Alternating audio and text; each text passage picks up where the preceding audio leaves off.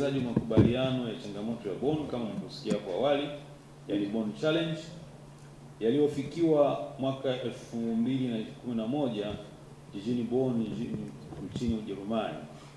Katika makubaliano hayo, kama mlivyosikia awali, iliafikiwa kuwa dunia inapaswa kuongoa takriban hekari milioni 350, yani hekta milioni 350 za misitu ifikapo mwaka 2030.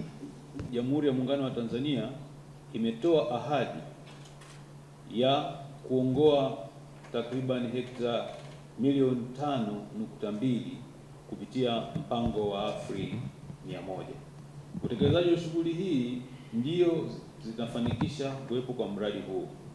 Mradi huu ni wa miaka 5 kama mlivyoambiwa, na unatekelezwa katika mikoa miwili hapa Tanzania, yaani mkoa wa Dodoma pamoja na mkoa wa Tanga, katika wilaya 4, 2 Dodoma na 2 Tanga.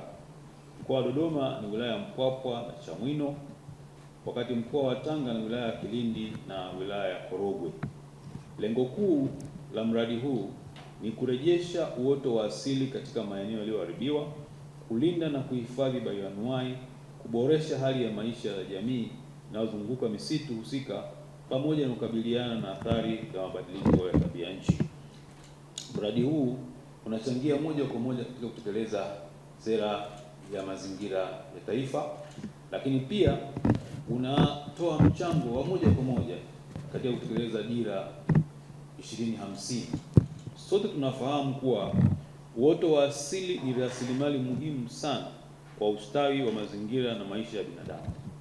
Uoto wa asili huchangia katika uhifadhi wa vyanzo vya maji, kupunguza athari za mabadiliko ya tabia nchi, kulinda bioanuwai na pia hutoa fursa za kiuchumi kwa jamii. Nawashukuru sana wadau wa maendeleo ambao wamekuwa na mchango mkubwa sana kwa serikali. WWF mmejipambanua tangu mwanzo kwamba tangu miaka 60 mpo hapa, na uwepo wenu tunauona na tunauthamini sana. IUCN ni wadau wetu muhimu sana katika mambo mengi yanayohusiana na mazingira, pia WRI.